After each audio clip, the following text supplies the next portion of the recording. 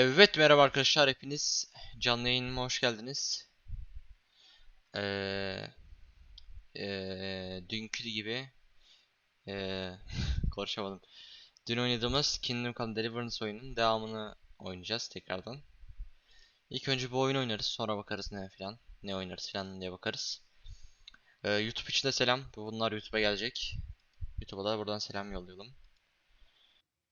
5500 bitrate yayın veriyorum. Sitesi yaptım az önce. 30 bin lan.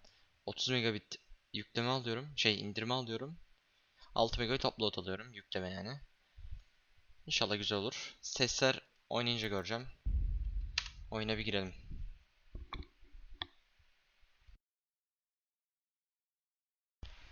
Arkada inşallah vantilatörün sesi gelmiyordur. Geliyorsa da az geliyordur zaten.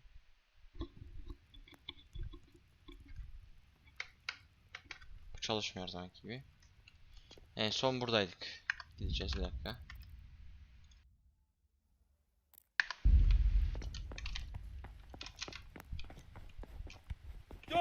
Allah, öldük 2 saniyede. Nereden düştü lan ben? Tamam. Bu adamın yanına gidecekmişiz. Alkol yavaş yavaş gösterir. Size konuş. Boşver. You've done well, lad. I'm sorry for your loss. You must be all done in. Why don't you go to the kitchen and have a good meal? Sorrow is easier to bear on. Eyvallah eyvallah. I can't understand why he'd waste his talents, but I'm sure he had his reasons. He had a fine reputation. Oh. You fled from Scarlet. How did you manage that? Ben okuyamadım ya. Ah, milady. You are fortunate our good lady Stephanie of Talmberg has graced us with her presence. My lady, I'm honored. So this is our brave young man. Welcome, lad. Bayağı cesuruz, Bojana kaçtık. here will take care of you. No doubt you're Giremedik, tired içeri and hungry. kaçtık. Indeed. How could he not be, poor soul? After everything he's been through, he must be as hungry as a bear, aren't you, young master? Here you are, then. Eat your fill. And a little wine to wash it down. Thank you, my lady. When you're done, you can go and rest with the grooms in the Outer Bailey. No, that won't do, Sir Robard. After all he's been through, he deserves a proper bed. Let him sleep in a lodge in the courtyard. Certainly, milady. Young Henry here is overwhelmed by your generosity. Yes, thank you, my lady. May God reward you for your kindness. Eat up now. You're in capable hands, so I'll leave you to it. Good night. Good night. Good night, ma'am. Bir dakika, bir şeye bakıyorum. When you've done, you can sleep in the bedchamber of the courtyard lodge. And don't forget to take off those filthy boots before getting into bed.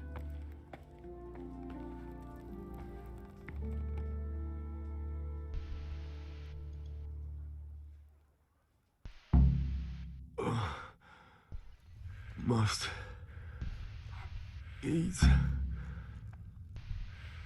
Bir dakika, bir şey ayarlıyorum. Bir dakika, şurada dursun. Görünüş ayarlıyorum da kötü oldu ya. Show settings diyelim. Bende şey var. Chat'i gösteren bir tane uygulama var. Onun ayarlarını yapıyorum ya. Dark kalsın direkt ya. Bu ne? Böyle kalsın. Böyle en iyisi bu ya. Hadi devam. Şimdi ne dedi? Yemek ye dedi galiba. Adam açlıktan özlem belli. Mercimek al. Al. Lazım doğru oğlum bunlar, bunları alayım yanıma.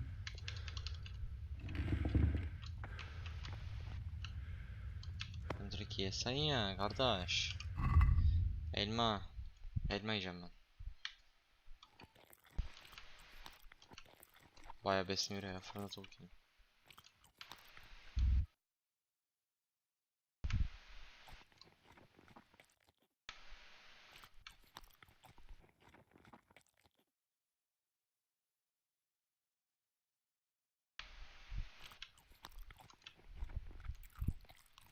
O adam çok tatlıyor. Yemek yesim geldi.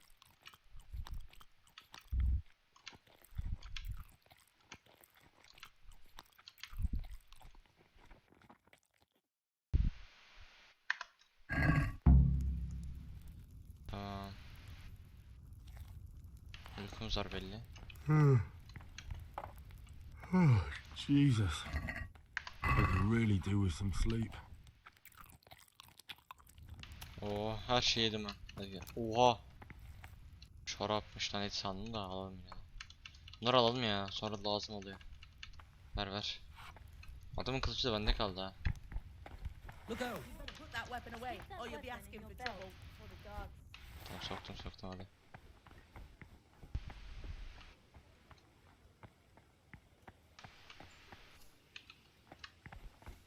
Şuradan galiba. Ha, buraya atılmıyor, evet şurası.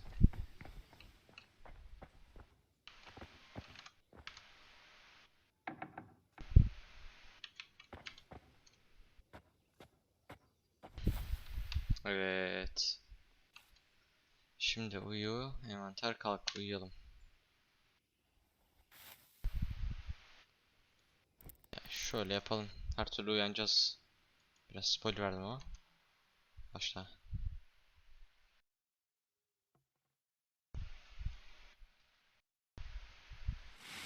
Today the patrols will be doubled.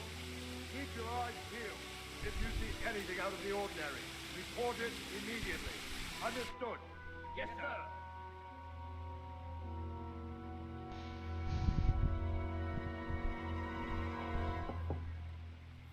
Yes? It is Oh, I, yeah. Henry. Forgive the intrusion. I didn't wake you, boy, did I? My lady. No, not at all. But what brings you here at this hour? I thought you could do with a little wine. It's just what you need to help you sleep. My lady, thank you. You really shouldn't. You could have sent a servant. I was going to, but to tell you the truth, I couldn't sleep either. I thought of you while saying my prayers. How awful it must have been for you. I came to offer you solace, to let you know you're not alone. Thank you. Thank you kindly. You're welcome. Now, Henry, I know this is all very new and strange for you, but I want you to feel at home here. You're not to worry about anything except getting better. God knows you've been through a terrible ordeal. I know what it is to be left alone in the world, although your loss is much greater. But with God's help, the pain will ease in time. And it can help to talk about it, if you feel like it.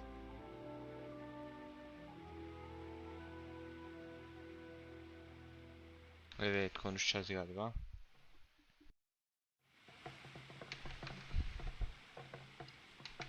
You Anlatalım might be right, basına. my lady. I'll tell you what happened. It was terrible and unexpected. The day started just like any other. Father sent me into town on some errands.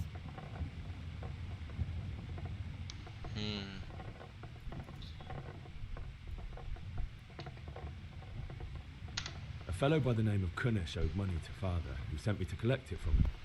Only Kunish had no intention of paying. It got a bit heated, as often happens when there's money involved, but Kunish still wouldn't cough up the coin.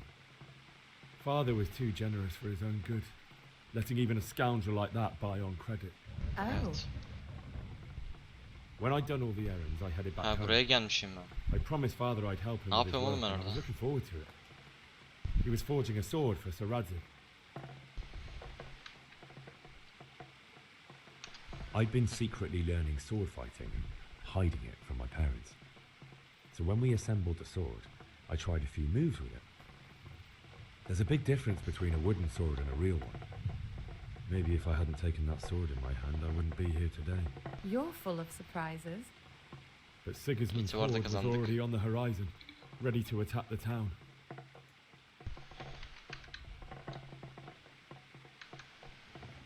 I saw smoke on the horizon from a village Sigismund pillaged on the way to our town, which was soon to meet the same fate. God have mercy. And then death descended on Skalitz.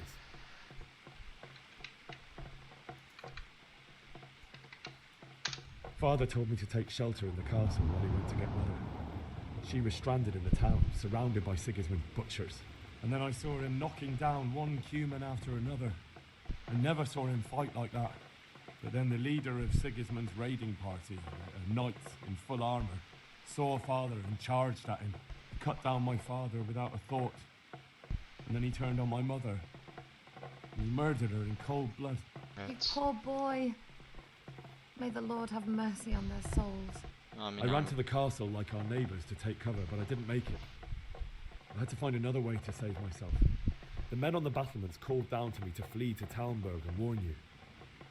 I was lucky I knew a concealed path around the castle. Bildiğim mi? Adam söyledi lan ona. Kumandanlar kıyamadı. Spesifik kuşatması yapmam gerekiyordu.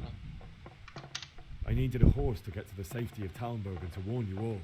And with all that was happening, you thought of others like a good Christian. Then I heard a scream. It was Teresa, the mill wench. She'd been caught by a gang of Cuban savages who planned to violate her. Evet. I had Sir Radzig's sword, and even though there were several of them and they were better armed, I had to try and save her. I wanted there to be at least one person I'd helped. And I succeeded, even though it almost cost me my life. After that, I stole a horse from them and rode off. Like a valiant knight. I'll never forget the horror. It will haunt me for the rest of my life. That's terrible. How could something like that happen? God alone knows why he lets such things happen. You poor boy. I understand your grief, but God is not to blame for the ills of this world. That is the work of Satan and those who do his bidding. Those who are corrupted by greed, Bianca'yı envy, öldürdüler mi ya? and pride. You must not Şimdi lose aklıma geldi. whatever life brings. Fate has not been merciful to me and my husband either. Although in comparison to the horrors you went through.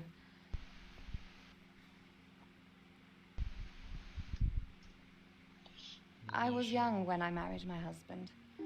It was my father's wish. Divish was a lot older than I, but a woman must bear her lot. Shortly after our marriage, before I even got a look at Talmberg, the castle was stormed and my husband was imprisoned. My husband had some quarrel with Sir Havel Medek of Valdek, who decided to resolve it by force. He stormed the castle, burned down the village of Pribyslovitz, and killed many of our men, even the old chamberlain. He imprisoned my husband in the castle and put his own garrison there. That's awful. I was barely 18 years old, and all of a sudden, I was left alone with Sir Robert. We didn't know what to do. We went to Prague to appeal to the king and sought help from Divish's friends, but all to no avail. We tried for years, but it seemed I was destined to be left alone and my husband to rot in jail in his own castle. Years, you say? 7 years. That's how long it took before Havel was condemned as an enemy of the crown. And even then, he refused to surrender the castle and release my husband. In the end, I raised the money to pay a ransom, and only then, by the grace of Lord Jesus, did I finally lay eyes on my husband once more. 7 years. And was Havel punished for it? Never. And after 7 years, my husband returned to me an infirm old man. Sir Divish seems like a good, strong man. Certainly, only he has many concerns. He had to rebuild Talmberg. After he was released, the king appointed him Burgrave of Prague Castle, and he was very busy. He had no time for me at all. But at least we were in the city, and there was something going on. And now, were here. My lady, you're still young and beautiful. Your best years are still ahead of you. Would that that were true, lad. Would it were true. But what am I doing bothering you with this? You have troubles enough of your own. I'll Hadi iyi go geceler. and let you sleep.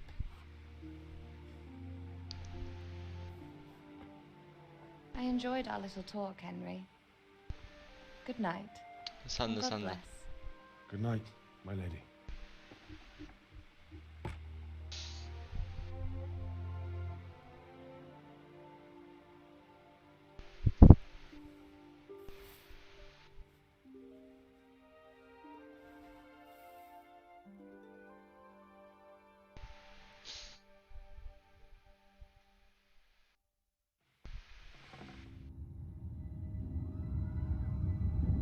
Aha rüya yürüyor. Rüya değil ki bu. Böyle oldu zaten.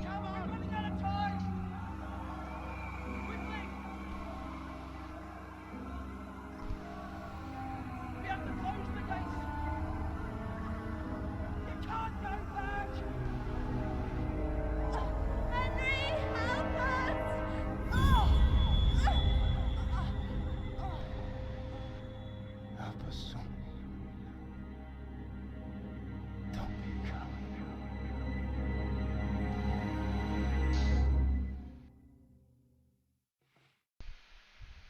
Henry, wake up. You don't want to miss this. What is it? What's happening? Come to the battlements. One of our patrols reported a company heading here from Skalitz.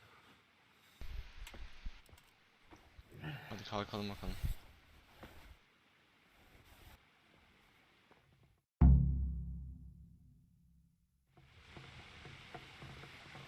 Bunu alalım ya.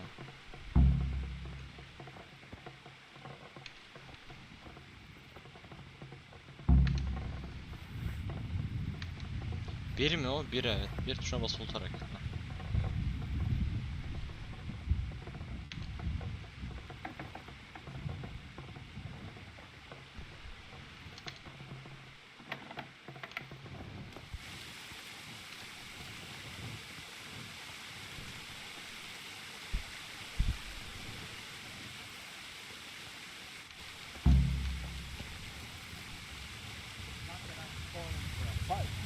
But if I have...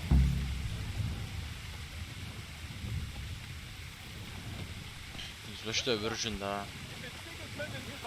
Merhaba. Be a bit more careful. What's going on? I don't know. It doesn't make sense. Why would Sigismund advance on Talmberg in the night? Especially since he's lost the element of surprise after the raid on Skalitz. Maybe it's not him. Then who is it? The scouts Gibbet sent to Skalitz to spy on Sigismund said he'd set up camp and was getting ready to storm the castle. And so Radzig is an experienced soldier. He'd surely hold the castle for quite some time. It doesn't make sense. What else did the spies see? Not much of anything. Before they could get close enough, this huge storm started. And you were right. Sigismund has a hell of a lot of soldiers, including all manner of mercenaries. An army like that costs a fortune. Well, anyway, we'll find out when they get here, won't we? Aye. we will. Aynen. Take care.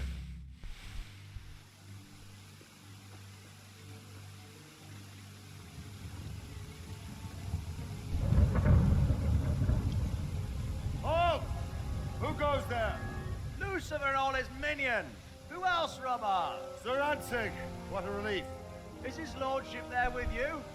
Yes, sir. He is right here. What are you doing up so late, Dimish?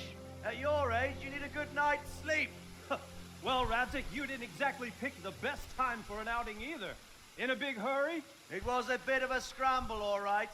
Believe it or not, this tempest is a godsend for me and my men. As my old granddad used to say, better a sore throat than a slit throat. I'd say your grandfather was a wise man. Your messenger told us what happened. Messenger? The lad you sent to warn us. He's alive? He made it to you? He's here with me. He only got away by the skin of his teeth, though. Thank God. A brave young man. But tell me, friend, how on earth did you manage to get away? Thank God for this tempest. When it began, Sigismund's Tatars crawled into their holes and left us storming the castle for more clement weather. We were able to sneak out right under their noses. The Lord be praised. We wouldn't have stood a chance against them. Would you like to spend the night in Talmberg? No, no. When Sigismund finds the castle empty tomorrow, he might come looking for us. We'd only be exposing you to danger. Without me and my men, he has no call to attack you. What will you do then? We'll march to Ratai. It's only a short way, and there we'll have a better chance of defense and enough room for all of these people. If Sigismund should come, better bend your knee, Divish. There's no point dying in a battle that's futile. You're right there. Is that boy still with you? I'm here, sir. You have courage, lad. That I can't deny. Tabii öyleyiz I lan. am sorry about what happened. Would you care to join us? I'd like to, sir, but first I have to return to Skalitz. Are you mad? What do you want there? I can't leave my mother and father. I won't leave their corpses rotting in the street. I'll join you once I've taken care of them. Don't even think of going back there, you donkey. Are you tired of living? But sir! Quiet! I'm sorry about your father, but getting killed as well won't help him. Divish, make sure that lad doesn't budge from Talmberg until things quieten down. Not to worry, friend. Anyway, he's injured and needs to recover. I'll lock him up here as if he were Havel of Baldic. I've seen you've grown a thick skin since your tribulation, sir. But thank you. We'll meet again when circumstances are more favorable. Farewell. Farewell, friend, and good fortune. Give my regards to Sir Hanush. I will. And good luck to you and your people, too. These are dark times. Move out! Anywhere, people! Move out! It's only a short way to Ratai now!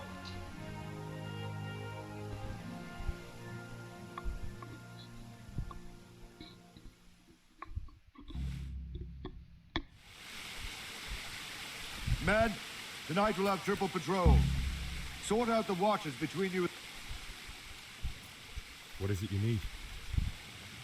I could use an extra pair of eyes, and yours are keen. Will you keep watch with the battlements, my men? Is that a Hallederiz. request or an order? I'd rather it was a request you answered yes to. Of course I'll help. I'll have to pay you back somehow after all you've done for me. Splendid.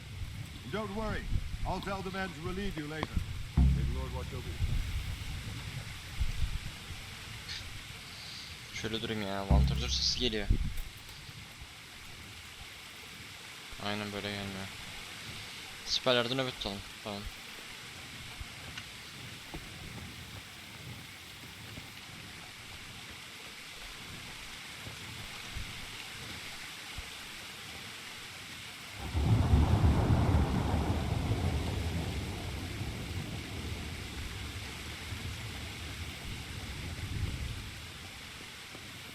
Burada bakalım ya.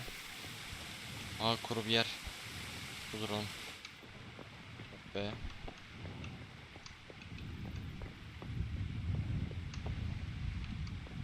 Ben buradan bakıyorum. Buradan kimse gelmiyor. Tamam. Biraz talim yapayım.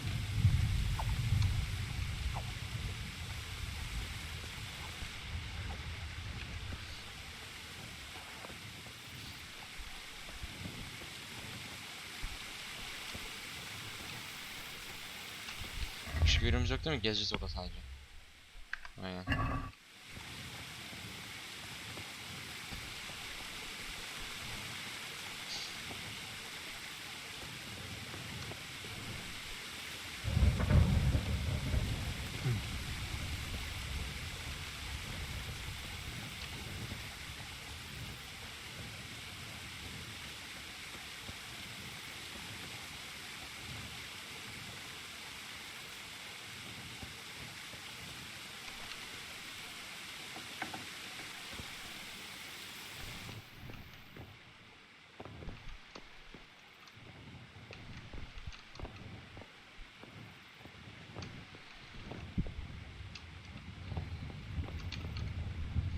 Lan değil, öyle değil.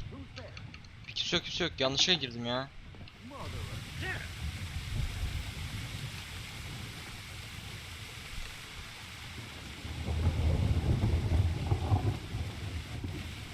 Merhaba, merhaba, kolay gelsin. Weren't you giving an order? Verdi ya. Orada geziyorum. Wandering around like a stray sheep. Must be your first watch. Evet eh? ya, öyle. I don't think anything much will be happening today. You can just lean against the wall and wait till morning. And I'll show you what's what. I will. Thank you.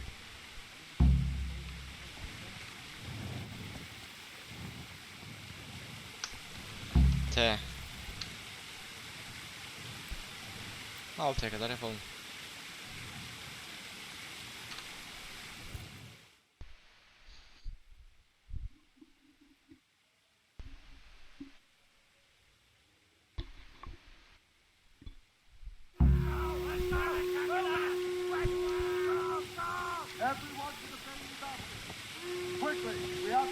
Ne yapacağız? Ne yapacağız?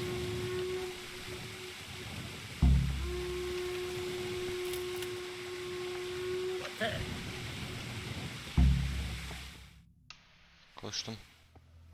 Vay, gökyüzüne bak lan.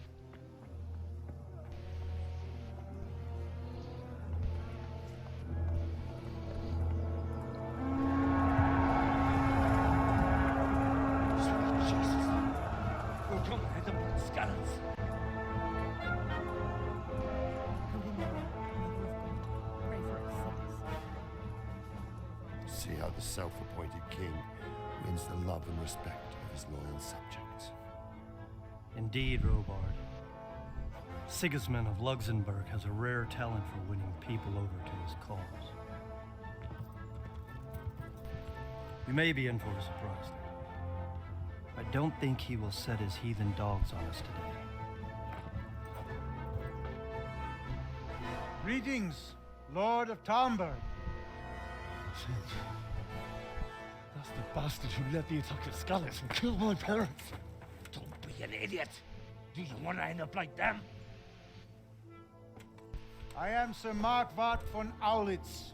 I come in the name of Sigismund of Luxembourg, King of Hungary and Croatia, who has resolved to strike against those who disrupt concord in the land and to restore order in the name of his brother, King Wenceslaus IV. Restore order by burning and pillaging the king's estates. Greetings, Sir Markwart.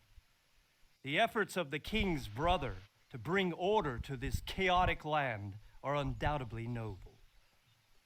It seems to me, though, that he and his army have somewhat strayed. As Burgrave of Prague Castle, I am entirely beholden to the king, and here in Talmberg divine peace reigned until your arrival. To what then do we owe the honor of your visit?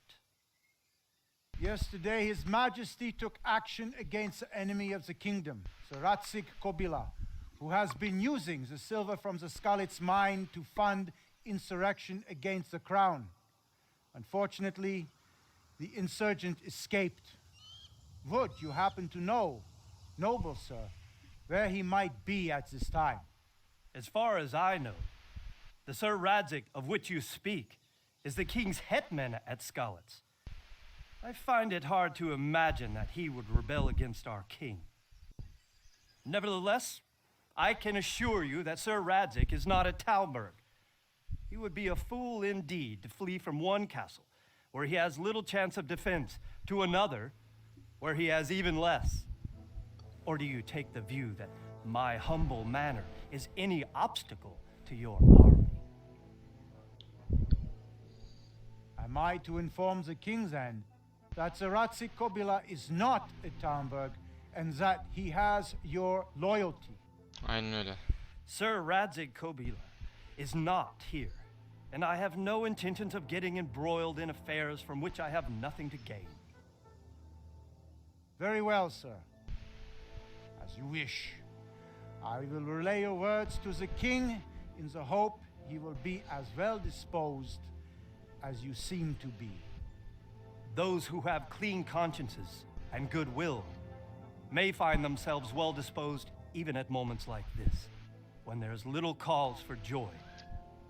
Farewell, sir. Auf Wiedersehen.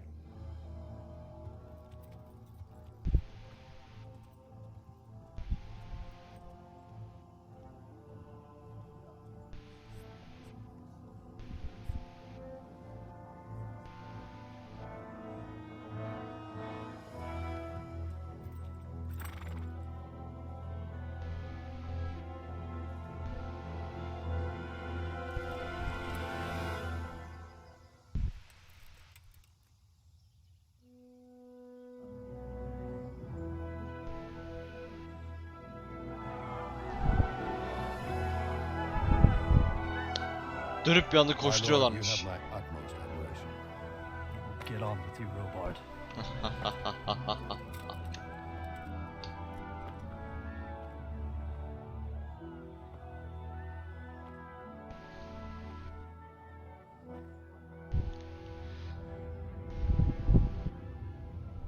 Şerefsiz.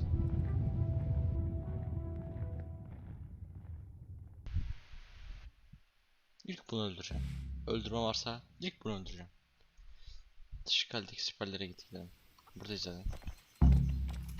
Konuşalım Sir Robert'la. Sir Robert gitme. God be with you. Eyvallah. Sir Robert ile konuş. Bir at bul. Why did Sigismund burn down Skalitz and then come here too? That's war for you, lad. Certain lords have resolved to take things into their own hands and eliminate anyone who doesn't share their view. Unfortunately, Geçen çok önemli bir şey değil. So Robard, I need to get to Skalitz. what would you do there, lad? Sigismund might have left, but the place will be swamped with robber barons, brigands, deserters, and other vermin. And anyway, your lord commanded you to stay here. Haklı. So Robard, my parents died there. I can't leave them to be eaten by dogs. What would you do in my place? Sorry, lad, but I won't take orders. You'll have to wait until everything settles down, and maybe your lord will change his mind. Tamam. Why did Sigismund burn? That's war for God be with you. Eyvallah. Şuradan ineyim. Allah öldü adam. Ne yapacağız? Kaçacağız buradan. Anladığım kadarıyla görev gününe. Koş. At bulalım. Kaleden çık. Şey yapacağım. X'e basıp tutarsak. Ben şimdi bunun bug'ını biliyorum. Önceki gelişine de buradan kaçtım. Dur bakayım. God be with you.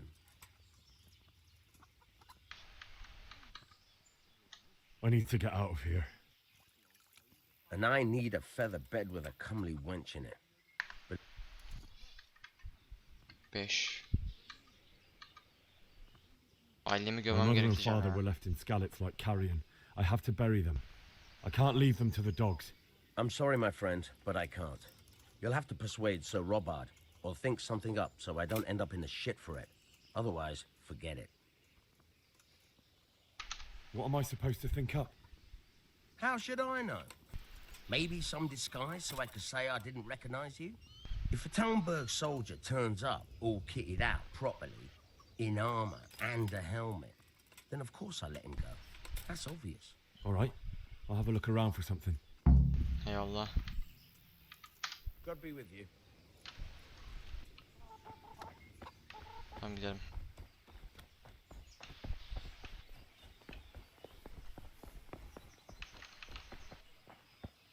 Ha, buraya gelmiştik.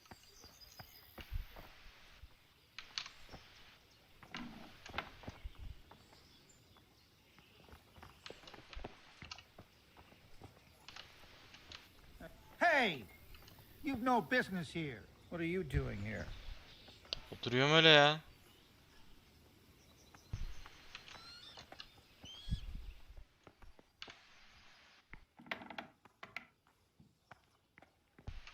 Hey, who's that?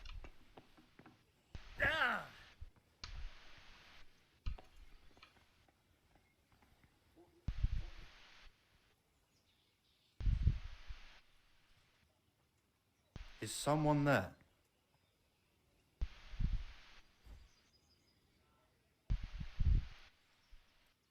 be the wind. Gitti. Burası değilmiş, yanlış yere gelmişiz galiba. Burası değil mi ya? Dur bakayım.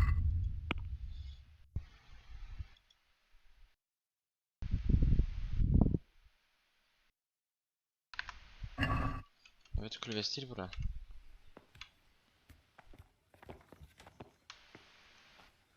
Evet, kulübesi de gibi.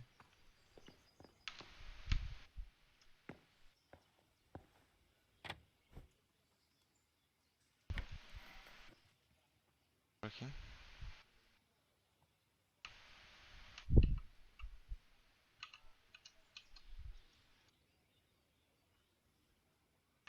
Yardım.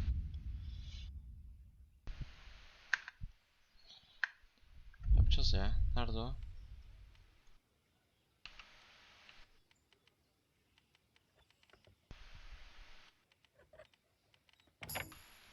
Açtık valla.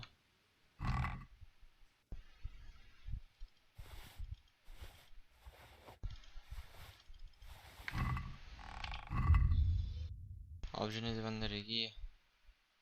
Basit miğfer giy. Dolgul takke giy. Zırh. Zırh. Heh. Eskiştirme geç. Hafif dolgul zırh giy.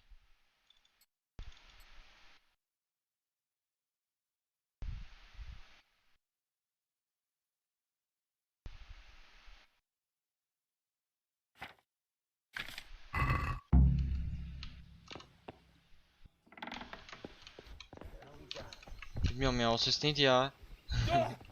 Deli gibi kaçamıyordum. O ses neydi ya? Merhaba. Kapıyı aç lan köpek. Aç lan kapıyı. I need to get out of here.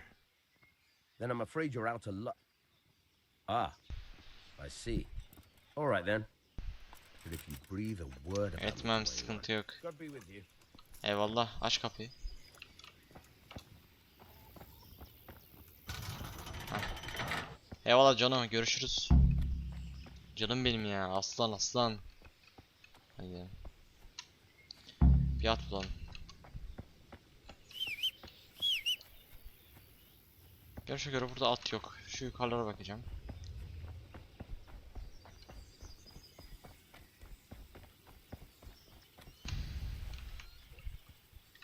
Burada at yok.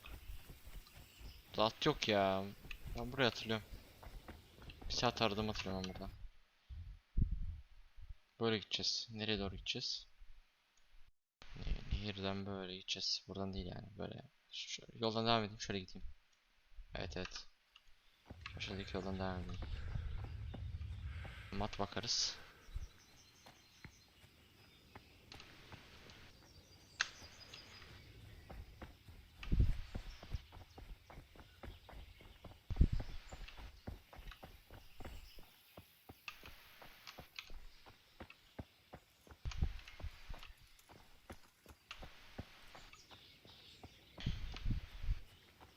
Buralar tam atlık gibi duruyor ya. Domuza binemiyoruz mu?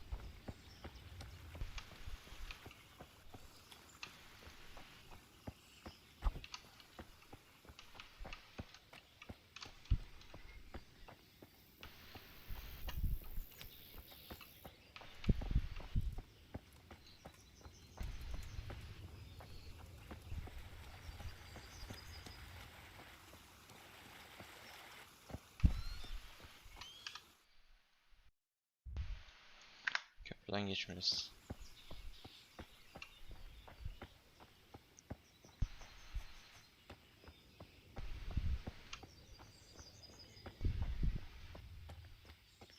At yok ya. Yürüyeceğiz o zaman, yapacak bir şey yok.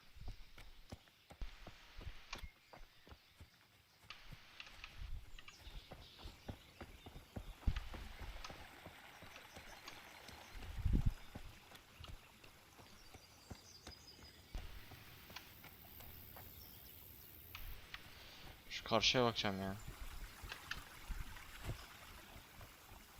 Çünkü tam at yeri.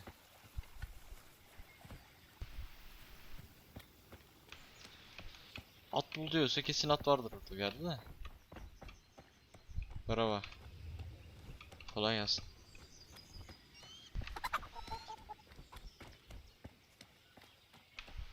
İnek var.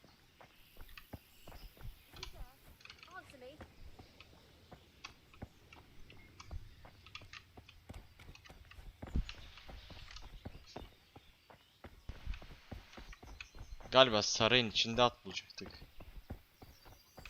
Gideyim bakayım mı sarayın içine? Kapısı açıktır şu an herhalde. Ya boşver ya, yürü yürü gidelim. Uğraşamam. Çok hoş.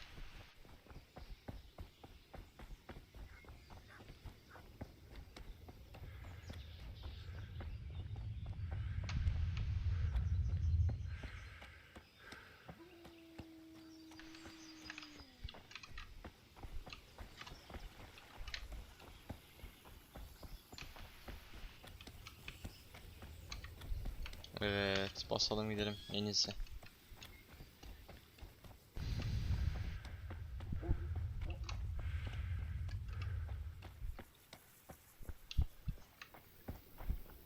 Ha, belki burada vardır.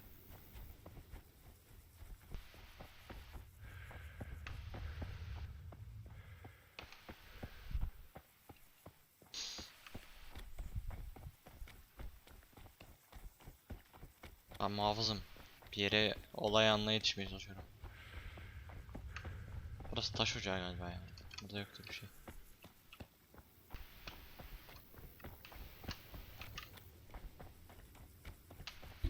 Kulağım kaşınıyor ya. Sıcak.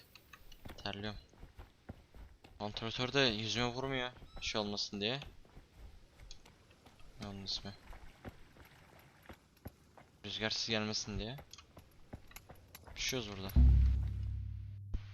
Bir şey olmaz, at bulma. Yine gerek yok.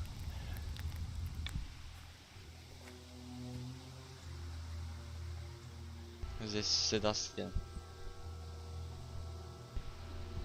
Looks like they've already gone.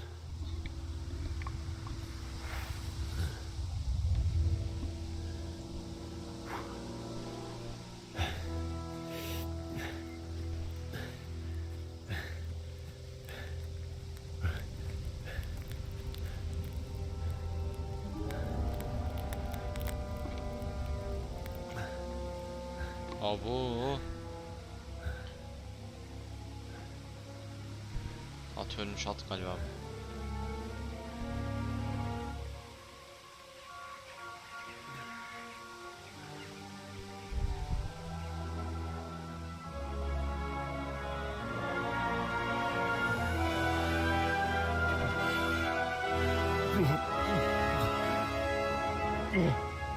Ya bakma, yürü ya.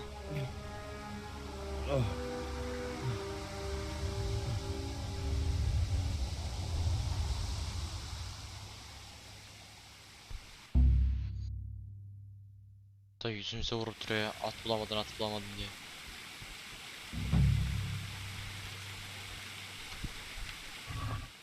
Ekmek, oha. Mantar al. Bunlar önemli ya. Hatta bir şey yok.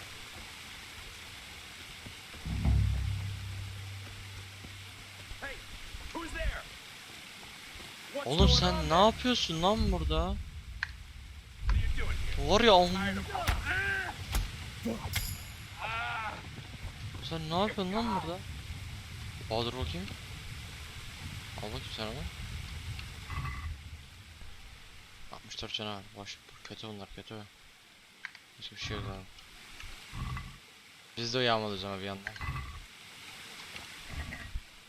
Armut, elma, iş. Ne kavuç. Bir şeyler yiyelim.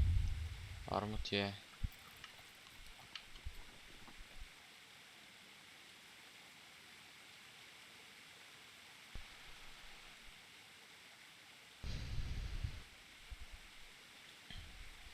Yiyecek, ekmek, ye, bir şey olmaz.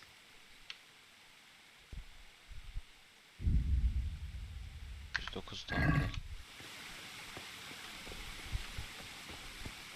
Biraz bozuk şeyler yemiş oluyorum da 50'den düşük yemek lazım, bak sıkıntı çıktı.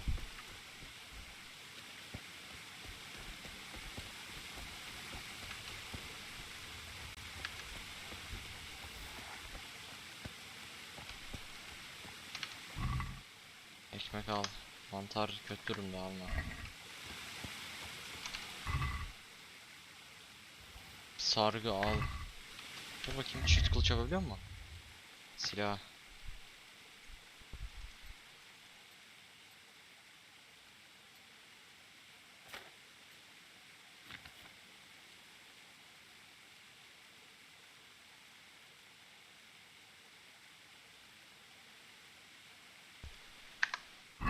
Tamam, başlar.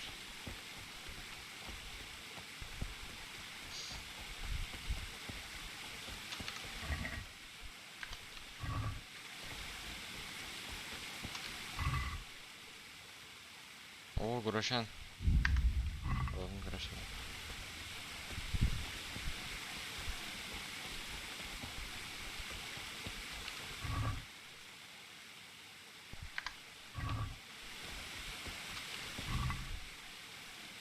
Ekmek al. İyi bak. Beslenmeden bir zahmet o kadar hızlı azalmasın da.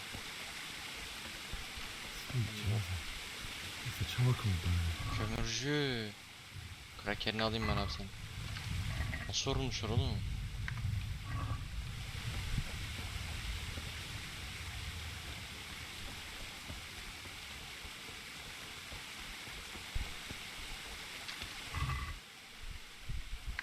İyi kraker topladık ha.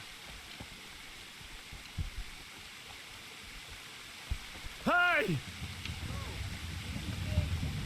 Hey! Birader! Kaçma lan!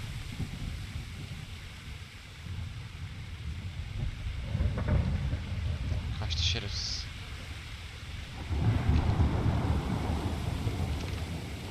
Ama söylemeye gider ha. What did these poor souls ever do to them? Harbiden ya.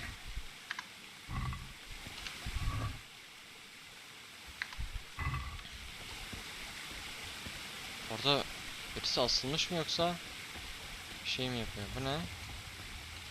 Oku. Çok öğrendiyse tamam. Broşan al al al. Asılmış orada ya. Elma al. Soğan, çöp. Bir dakika. Slat benim lan. Gelme var ya, hop hop dodge, hop 1, hop 2, hop 3, hop 4. Bunu da ver bana, sinir oyunu da ver. Hayırdır? İşini bitirsen haydut. İşte böyle.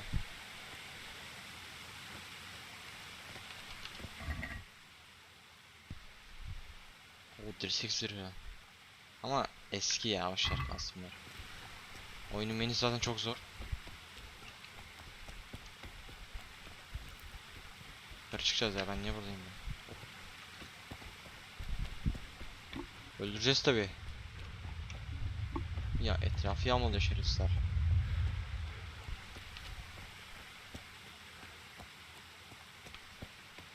İyi dövüşüyor ama ben de. Burası kapalı.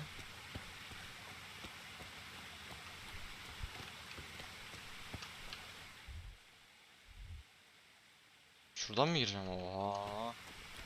Gitmiş uzun. At olsa işte.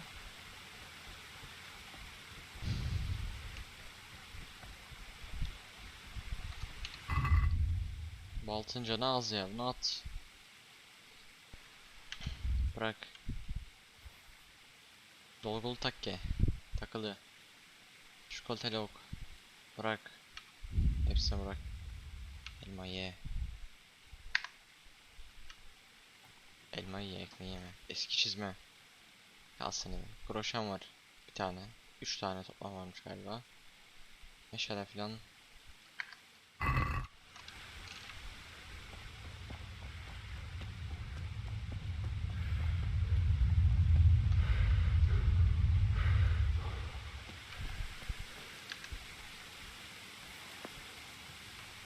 Hayırdır lan?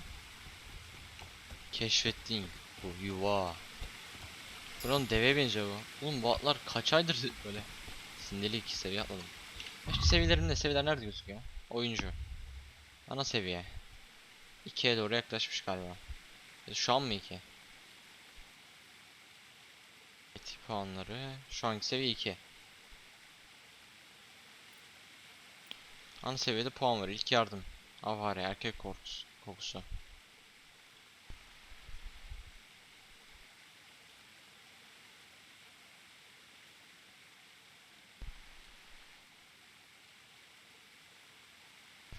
Bilgi.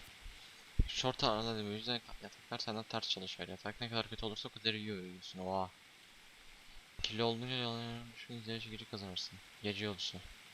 Keşif. Hızlı seyahatin görüş mesafesi şu şekilde arttırır. Böylece yolculuktaki olayları daha çabuk harcarsın ve kaçma şansın %10 artar. Yemeden %30 daha uzun dayanırsın.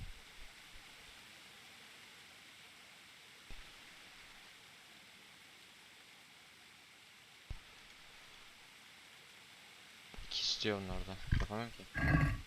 Oha ya, BSC'de hepsini kapatır mı ya? Oyuncu. Kuvvet. Kale. 2 istiyor lan. Tamam lan, boşver. Adam var, adam var. Dur bakayım. Bununla savaşayım mı? Hey, who's there? Su izler lan. Çakal.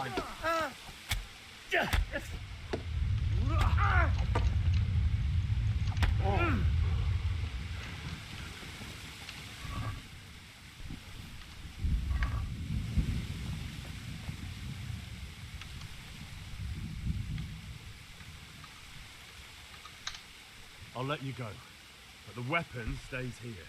All right. Alright, alright, alright. Bırak lan silahını. Ha, sopayla mı daldı sana? Yürü lan.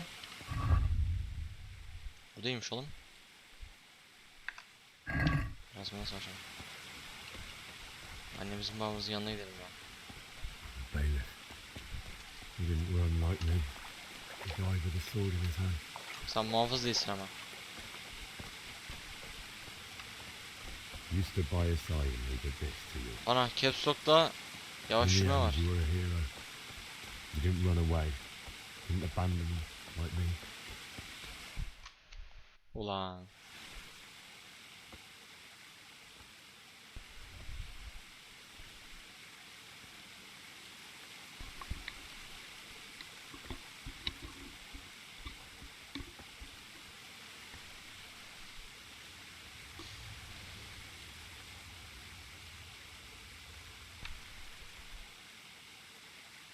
Aga be Why abi. did you do it to me, Father?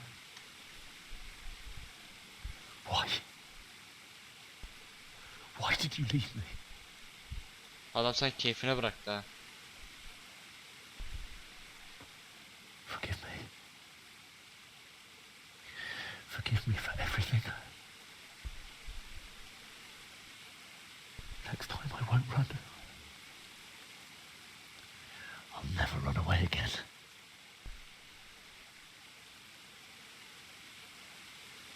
I'll find the one who did this to you. I remember his face. I'll find him.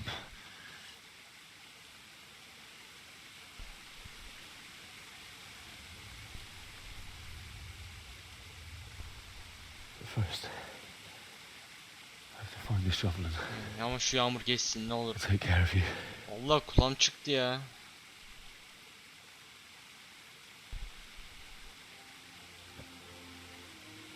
I remember you told me you wanted to lie beside Mother. Here. Under the linden tree.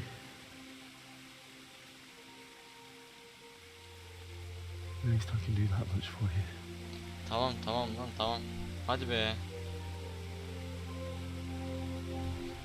Ölülerle konuşuyor manyak.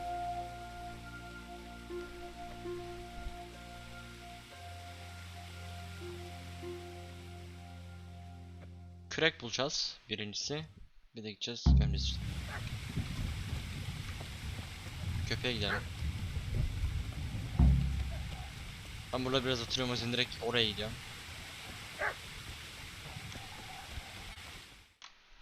Biraz hatırlıyorum çünkü oraları. Allah, kürek var onda. Get away, you mutt!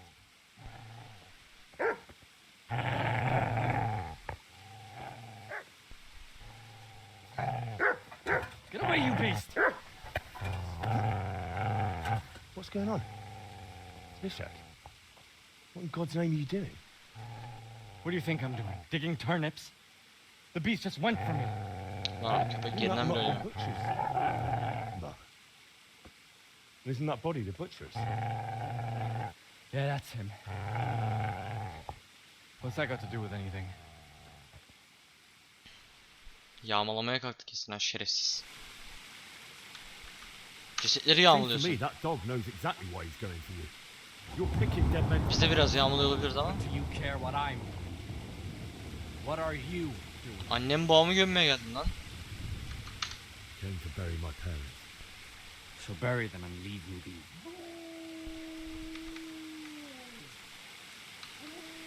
Şurayı bana Give me ver. that spade. I have to dig a grave and I can't find another. What's it worth to you? I see you have a fine sword. I'll gladly trade you my spade for that. How did you come by it anyway? My father forged it for Sir Radzik. It's my duty to deliver it to him. It's not for İyi davranıyorum sana. Go right ahead. Oo. Dig that grave with your sword. See how that goes. And where will you dig it anyway? Here? You're not going to lay your Sana ne parents lan? on unhallowed ground, are you? You know, you're an unbelievable piece of shit. Bir alayım da elinden gör.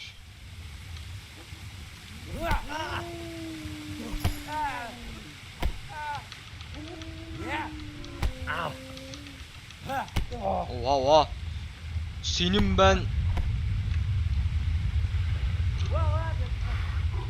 Biraz dinleneyim.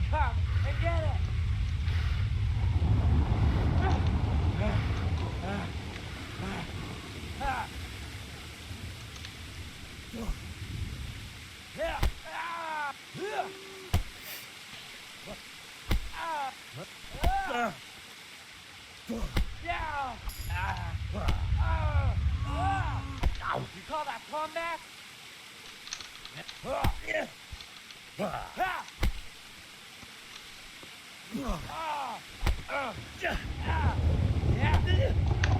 Bir şeye bakacağım. Savunma tuşu ne? Denetimler. Hareket bulacağım ben de. Ağrı sol iki saldırı sağlamamak. Takibe kilitlen. Özel saldırı. Engelle. Q. Tamam. Q da engelliyor.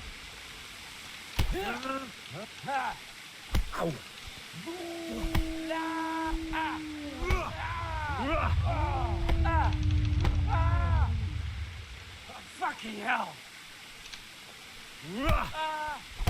Senin ben. All right, you bastard. You got me. Go to hell. That's right. Turn tail and run, you bastard.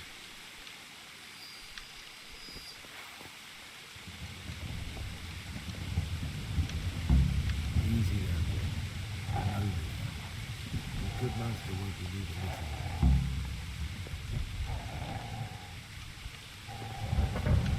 Bana ısırdı herhalde göbek. Hareket edemedim. Yağmalamayın ya şöyle insanları. Yeter ya. Bir de kapat. Oo, al bakalım bunları ya. Sonra gerek yok. Hadi görüşürüz köpek. Tamır ağacının altına mezar kalacağız tamam.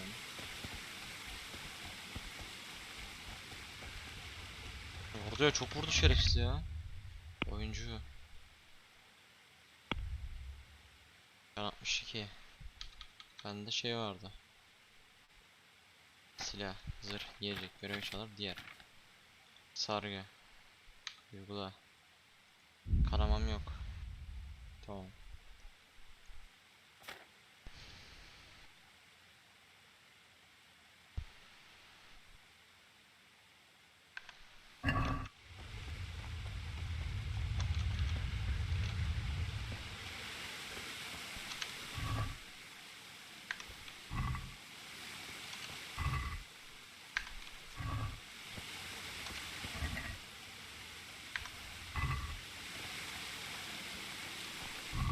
Diğer şey ne?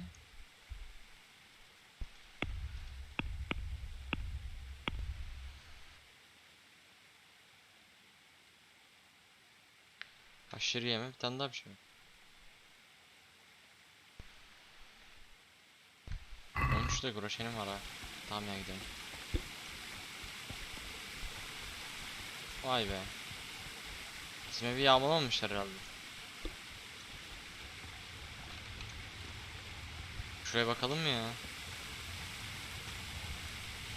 Bayağı yağmalamamışlar ha.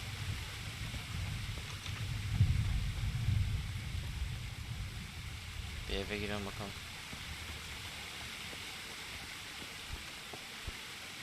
Ha, evin içi bayağı toplu ha.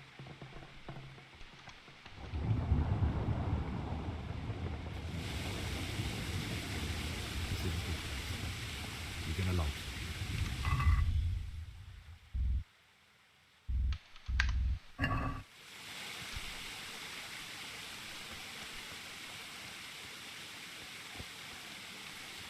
Az önce çıktı ya. Oturmam mı gerekiyor?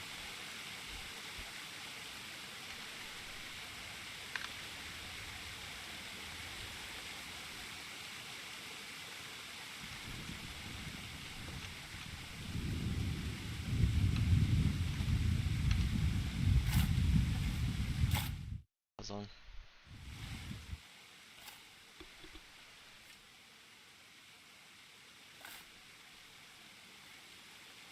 Aa, köpek geldi.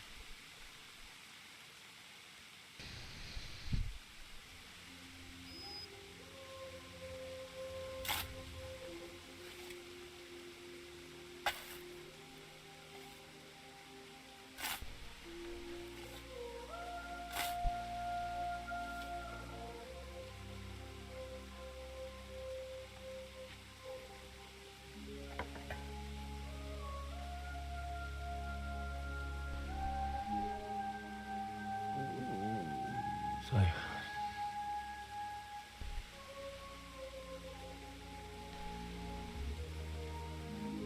let's get to it. Evet. Dırırı.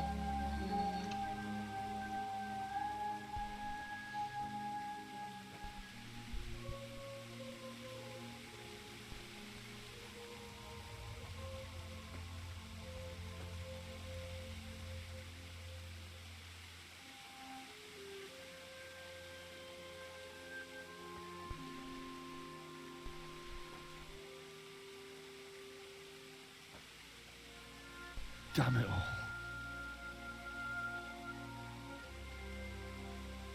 Kılıcı yanında böyle tut böyle. Herkes görsün kılıcın sende olduğunu. Güzel bir kılıcın olduğunu.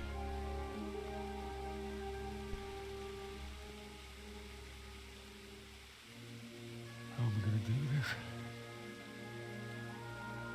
Do you need some help? Is that him? Yes. Can't you see the sword? Who are you? What do you want? Zbyszek? Who do you think we are? Franciscan brothers?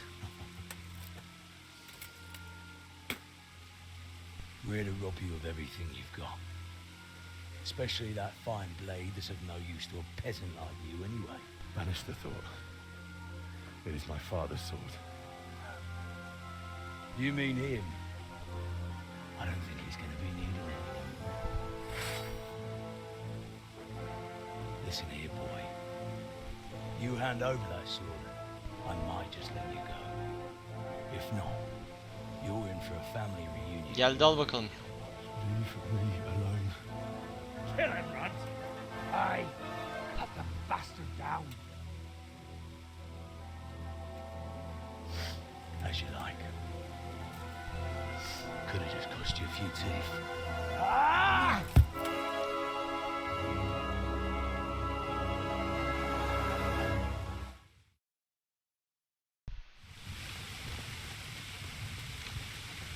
Oh! Oh! God!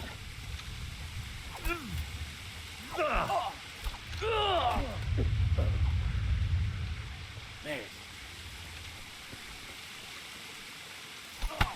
Oha. I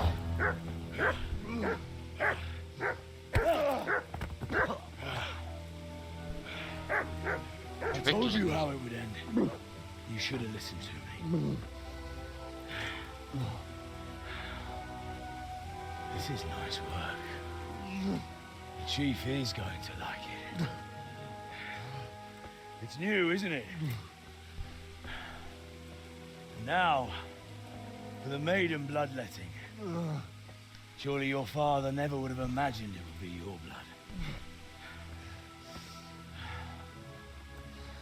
I believe there's a word for such moments.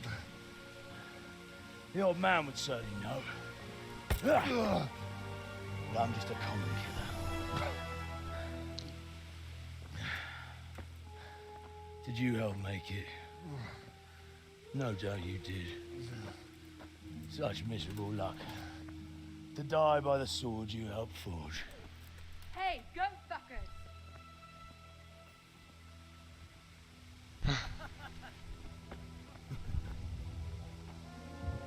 The games are over.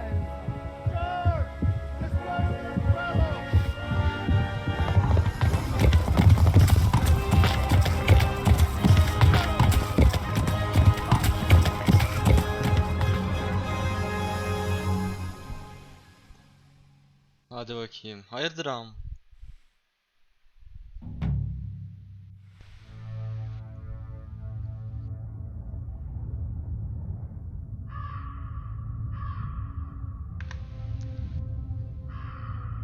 Geçsek mi burayı ya?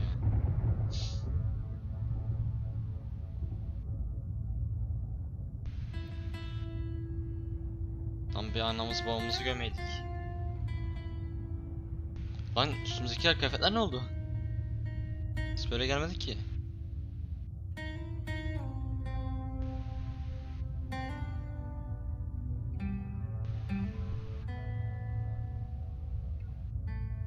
Teresa, Victoria, Horgan mıydı öyle bir şeydi. Peter Hosking. Baksana ya nasıl asmışlar onu.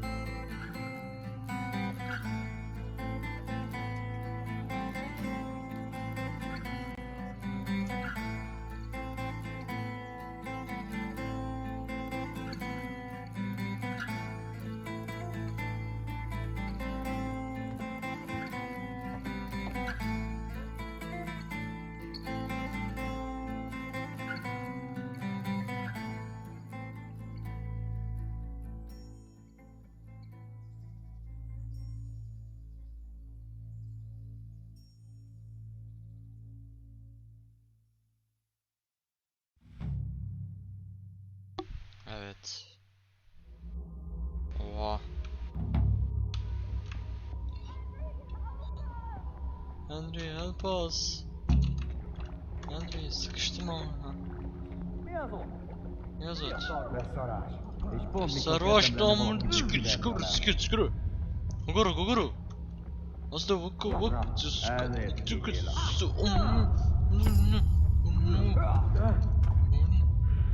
Orada lan.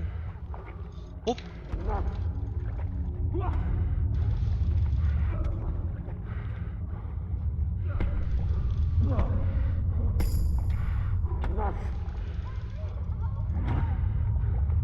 Dışarı taslıyor lan. Senin acıman yok mu? Vurun lan kafasına. Vurun lan şunu kafasına. Bundan şey yapmıyorum. Direkt saldırıyorum. Birkaç şey kastık ha. Do you need some help?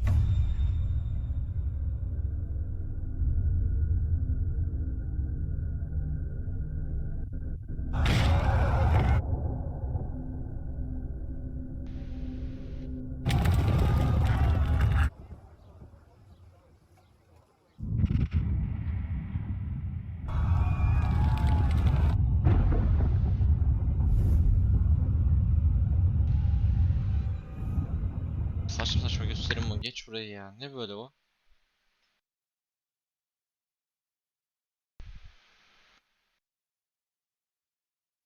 Wake up, Henry. It's past sunrise. Henry, can you hear me? Evet, Get up, duyuyoruz. Henry. Wake up. It's a new day.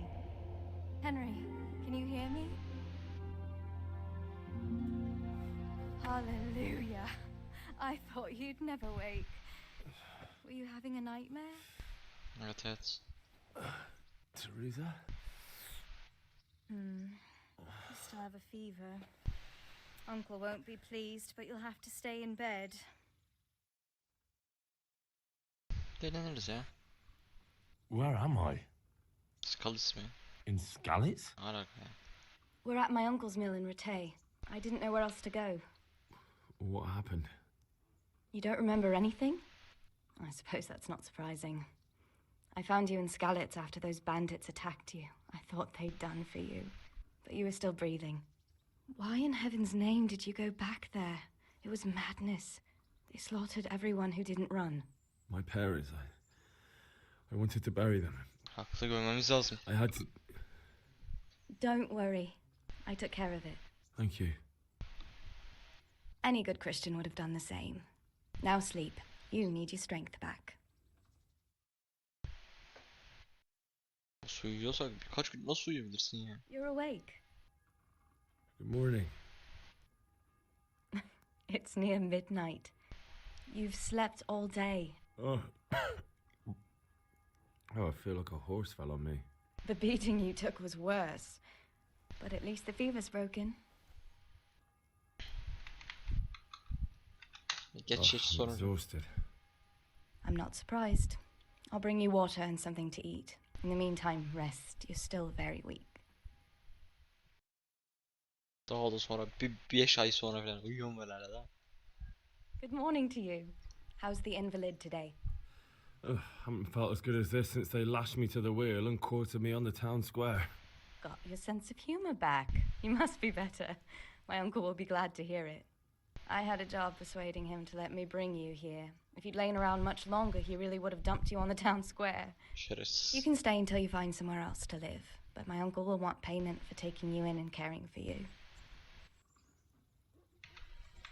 And this is your uncle's house? We're in Rattay Mill. My uncle's miller Peshek. He took me in, and I talked him into taking care of you too. I've been lying here long enough. Uncle will be pleased he's one mouth less to feed. But are you truly well enough? Well enough to do what has to be done. Where can I find Sir Radzig? He's in the lower castle in Perkstein. He's a guest of Sir Hanush of Leipa. But someone like you can't just walk up bold as you please and demand an audience. I know Sir Radzig, and I didn't bring him his sword as I was supposed to. I must see him. If you insist. But you need to speak to my uncle first. You've been in your sickbed for over a fortnight while he paid the apothecary to tend to you, and for medicine. That's a good deal of coin you owe him. I've been lying here 2 weeks. My God. Oha A harbiden. fortnight in bed than an eternity in the grave. If it weren't for my uncle, you wouldn't be here at all. I owe you both my life, and I'll repay my debt. You have my word. All right. But before you go to town, you should eat something. You're still weak. There's food on the table for you. Tamam. 2 dakikaya geliyorum.